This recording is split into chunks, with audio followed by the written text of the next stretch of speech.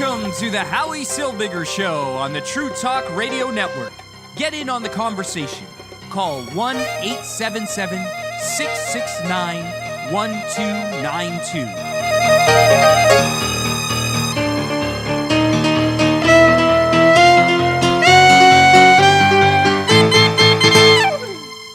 And welcome to the program. My name is Howie Silbiger. It's been a while. We have a lot to talk about. It seems like when I go on vacation, all hell breaks loose. That's generally what happens, and there's tons of stuff to talk about, and I'm not here to talk about it.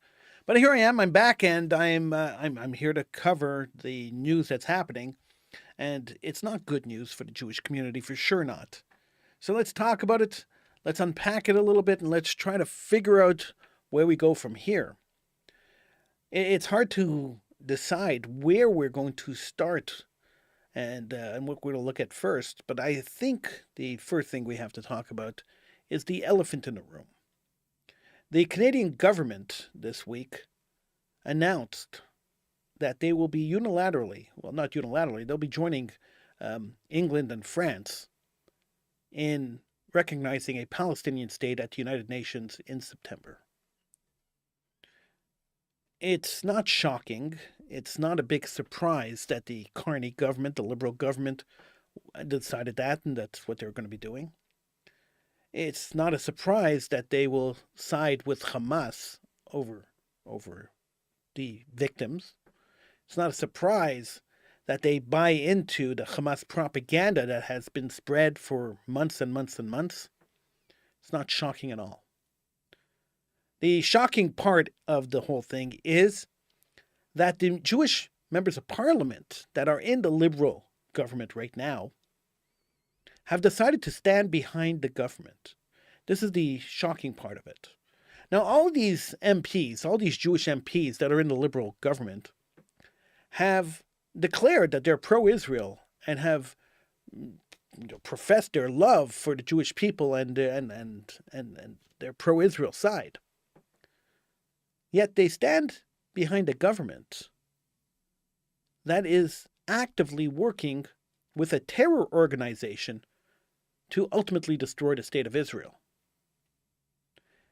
These people are cowards.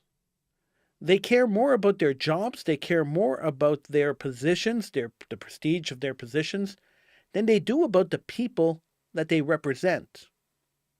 They proudly stand up and say, we represent the Jewish people. We are Jews in parliament representing the Jewish people. Yet when the majority of the Jewish people living in their ridings do not support Hamas and Hamas's genocidal intentions to destroy the state of Israel, these people, desperate to hold on to their jobs, stay as MPs, stay as members of parliament, and prop up a government that is actively working to support the goals of Hamas.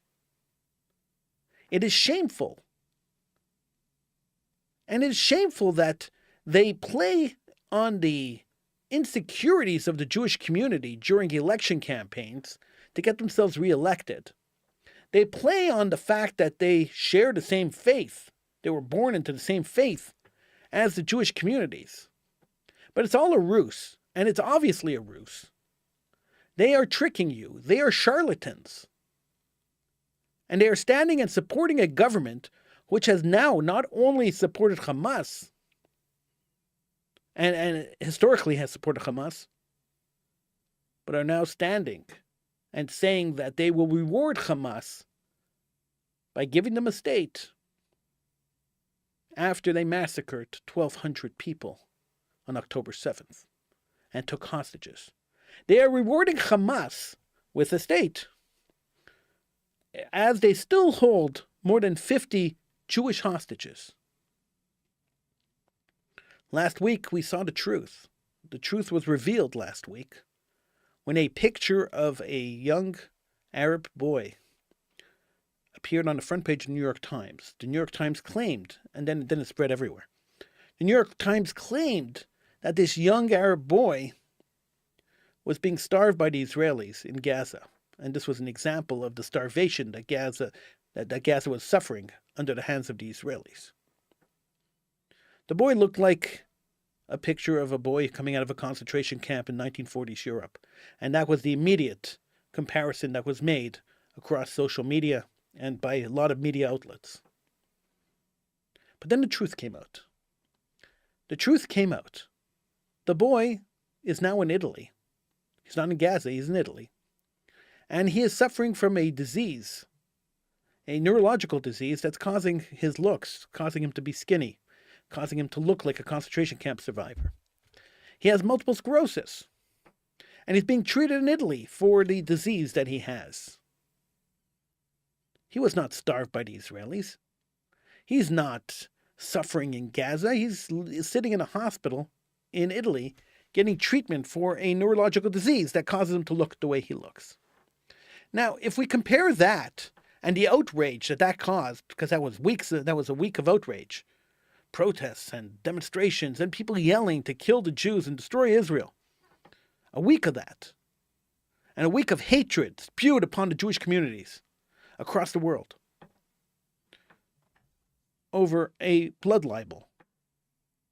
The New York Times apologized, but the damage was already done. You can apologize all you want, but when you commit that kind of damage, the damage is there. Compare that to a couple of days after that image was released. Hamas released a video of one of the hostages that they're still holding, that they took on October 7th, 2 years ago, and are still holding in their terror tunnels. This hostage obviously has been.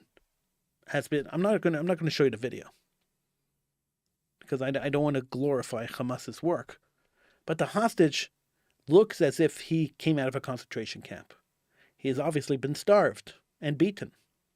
He had a shovel. He was digging his own grave in a Hamas terror tunnel. This was the video that Hamas released. A man starving, being held hostage for 2 years, digging his own grave. What was the world reaction? Well, he didn't appear on the front page of the New York Times. Nobody said a word. Jews around the world have been screaming and crying and yelling, but media hasn't picked up the story at all. Because apparently when it happens to a Jew, nobody cares. When they thought that that little Arab kid was being starved by the Israelis, that was on the front page of every newspaper across North America, across the world. When they thought that that Arab kid was being starved by the Israelis, every media site online, every social media justice warrior posted that picture. But a Jew digging his own grave, being starved and humiliated by Hamas, who kidnapped him on October 7th and has held him hostage, along with 50, 60 other people at the moment they're still holding. That's irrelevant to the world. The social justice warriors don't care about that. Because social justice and freedom only applies to people who aren't Jewish. People who are Jewish don't get that courtesy. People who are Jewish don't get the sympathy, don't get the empathy. And when governments, such as the Canadian government, the British government, the French government, come up with statements saying that they are going to unilaterally declare a Palestinian state at the UN's General Assembly in September, when these countries do stuff like that, when governments of countries do stuff like that, they are sending a clear message that they do not represent the Jewish communities living in their countries, that they have abandoned the Jewish communities living in their countries, that they don't care about them. Because if they cared about them, they would have worked really hard over the last 3 years where Jews have been harassed, Jews have been attacked, Jewish institutions have been attacked, schools have been shot at. Over the last couple of years, they would have made it clear that the events happening in the Middle East have nothing to do with the Jews living in Canada and England and France. And that anybody caught attacking a Jewish community, anybody caught attacking Jews over politics happening in another country will be tried under the fullest extent of the law. And there are laws that ban that. There are laws that stop people from doing stuff like that. They don't do that. They haven't done that. So, when Jewish communities are attacked, when Jews are violated, The governments don't care. But it's not surprising that the Liberal government of Canada doesn't care about the Jews. It's always been that way. It's been that way for a long time. It's like the Democrats in the States, and I don't understand the phenomenon of Jews consistently and continuously voting for the Liberals and voting for the Democrats. It doesn't make any sense. But this is what we live in. This is the world we live in. I understand you want to be a liberal. I understand that the conservatives might not reflect your political opinions or might not reflect the way you are. But when they actively work with an organization, they actively support, they actively prop up an organization that is calling for your destruction and the destruction of your country and your people, the genocide of your people, don't you think that maybe you should take a step back? Don't you think that maybe you should start thinking that this is not the government that I want? This is not the party I want to support. This is not where I want to put my name down on? But Jews don't do that. They just blindly support. It's sad. It actually is really sad when you think about it. But we're living in a world where this is the truth. This is what's happening. And how do you change it? Why? It's impossible. Because no matter how much truth you show a fool, the fool is always going to be a fool.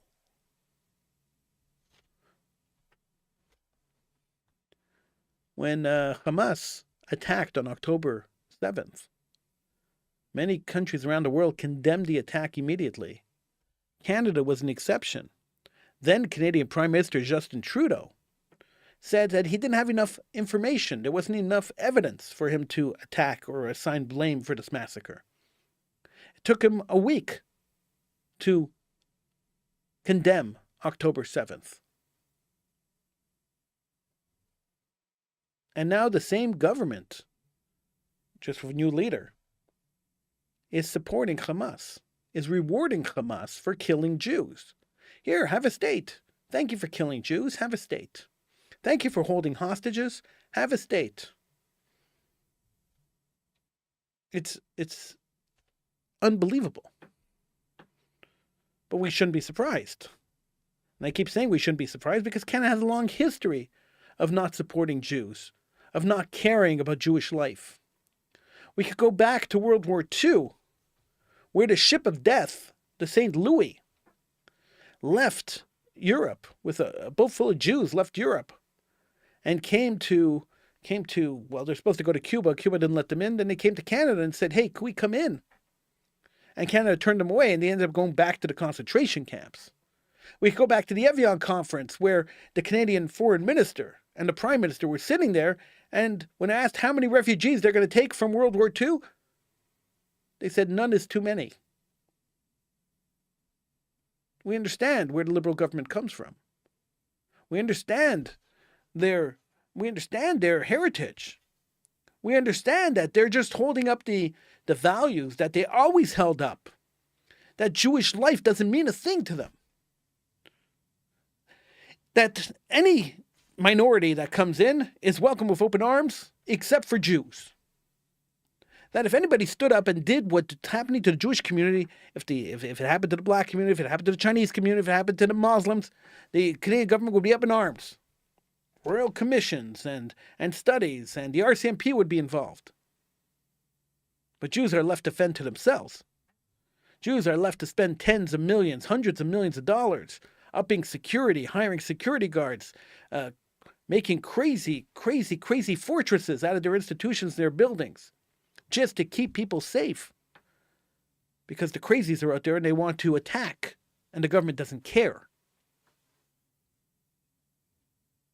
And then in Montreal, in Toronto, you have radical left-wing mayors who are allowing protests and people to stand in the street and call for the death of Jews week after week after week after week. We're going into 90 weeks now. People standing in the street calling for the death of Jews.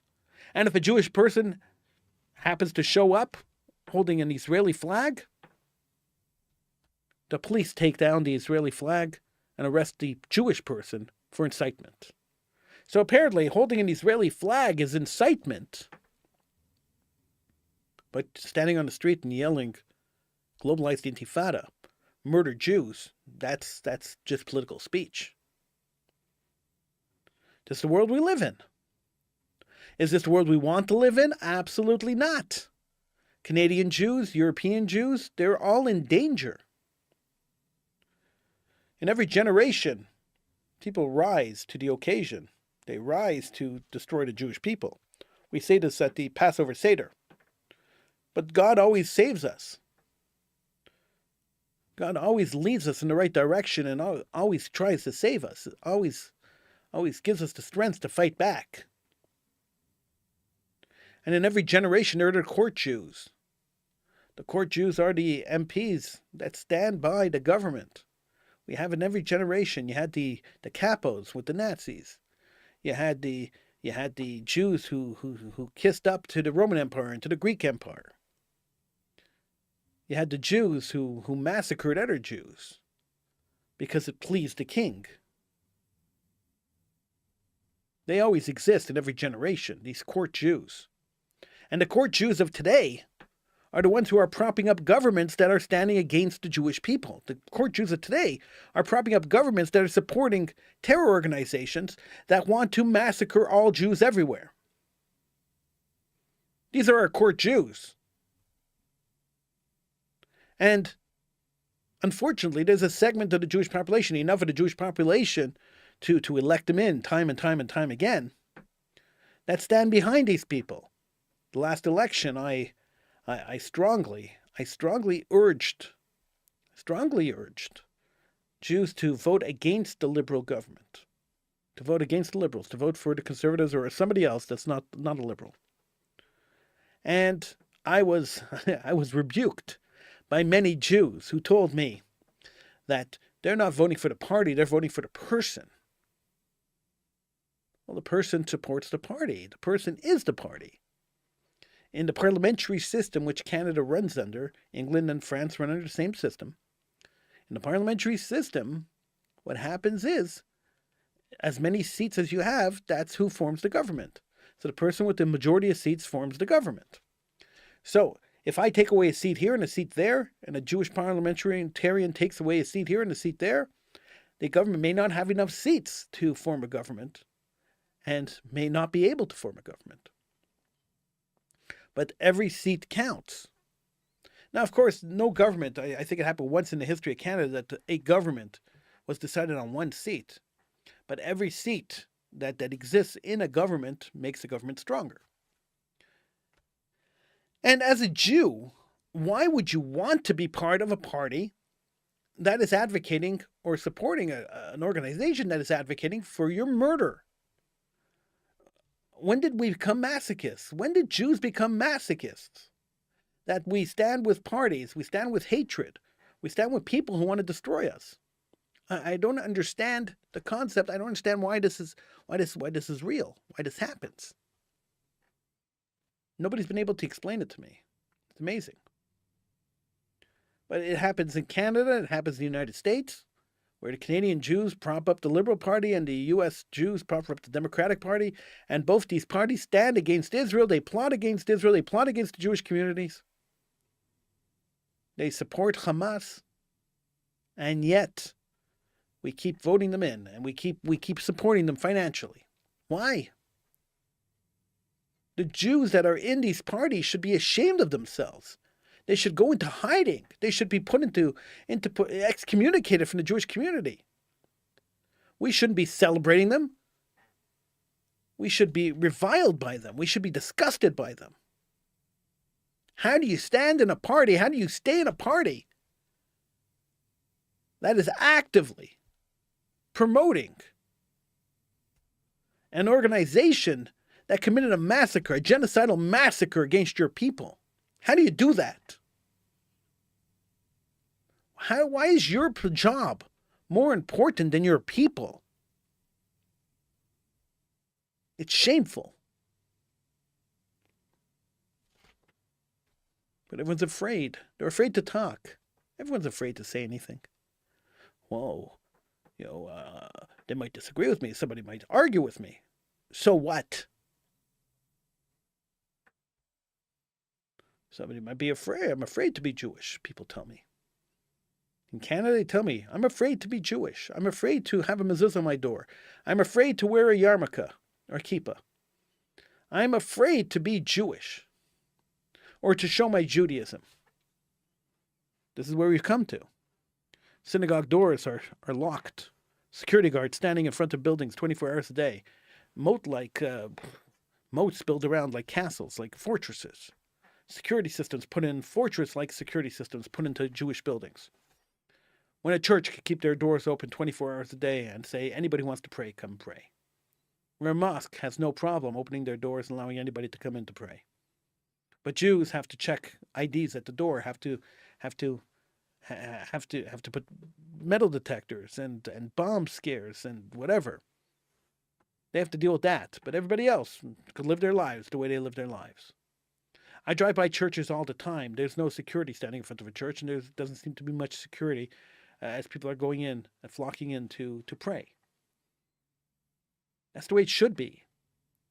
Religious institutions shouldn't be attacked because of something happening miles and miles and miles away, thousands of miles away. Communities living in Canada and France and England should not be attacked because of what's happening in Israel. But only the Jews get attacked, and only the Jews get ignored by the governments. There's no police officer standing in front of the synagogues, stopping Jew haters from coming and wrecking places. Two lawyers had to go out of their way and had to work pro bono to get an injunction to stop people from protesting in front of Jewish institutions. Yet sometimes the police enforce it, not always. When there are riots, the police always pick out the Jews as the instigators. We're living in a time where Jews are being persecuted. If we thought that persecution stopped a long time ago, if we thought we lived free lives as Jews, we're being persecuted in England and France and Canada. Jews are being persecuted. And Jewish politicians who are part of the government are allowing this persecution to happen. It's really shameful. And it's time for Jews to reassess. Is it really worth it to live in Canada? We saw COVID proved that the government could brainwash people to do anything. So if the government decides that they want to be the North American Hamas and they want to destroy the Jewish population, it won't be very hard to convince the population to go and destroy the Jews. We saw it happen once already. We can't be naive and think that it's not going to happen again. And when government starts supporting fascist genocidal organizations, terror organizations, we have to be really afraid. We have to really start rethinking the future of the Jewish population in Canada and England and France, across North America and across Europe. We have to really start thinking that maybe the only place to go, maybe the only place to be, is in a country where run by our own people, a country where we'll be protected. Or at least people will die and fight hard to protect us. Maybe we've outlived our welcome in a diaspora. I can't help but think that, Jews yell all the time that, we want Mashiach now. We want to see the coming of the Messiah. And then Messiah will gather all the Jews and bring them back to Israel. Maybe we missed the boat. Maybe Messiah came already. We just didn't realize it. I'm just thinking out loud. I know it might sound like heresy to some people, but think about it. The state of Israel exists. The nations are rising up to destroy us. It might be time to move to Israel. It might be time. This might be the big exile that we've been waiting for. Time to get up and move. Get out of the countries that want to kill you. Get away from the people that hate you. I've said it before, and I continue to say it. The people who are in the streets yelling, globalized intifada and kill the Jews and gas the Jews, and Hitler hasn't finished his job yet, and all the other wonderful things they yell and show at these rallies, are your neighbors, are people who live in the same city as you. These are people who foster extreme hate towards Jewish people. Just this week, one of the synagogues in Montreal posted a everyone's welcome to pray in our synagogue post, a pretty innocuous and innocent post. And the only comment on that post was from a baker from Montreal, who said, "You should all be gassed in a gas chamber." Just an innocuous Chinese baker. You don't know where the hate's going to come from. And you don't know how much of it is going to spill over into reality. It's one thing to say, gas Jews in a gas chamber on Facebook. It's a whole nother thing to say, let's do it in real life.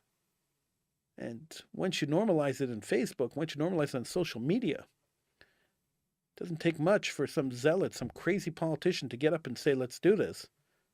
And for people to say, hey, that's a great idea. We're living in dangerous times. I hate to be the bearer of bad news, but we are living in tremendously dangerous times. It's time to consider where we should be and what we should be doing. It's time to consider who we support politically. It's time to consider how we're going to defend ourselves. How are we going to survive this onslaught of Jew hatred? It's not easy. And it's not pleasant thoughts. I wish we could have a happier show, but this is the reality of the situation. This is the reality of the world we are living in today.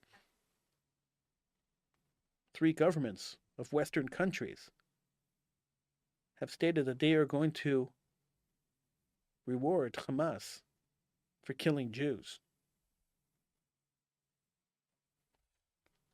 Think about it. Thank you for joining me. I will see you again next time, right here on the Howie Silbiger Show on the True Talk Radio Network.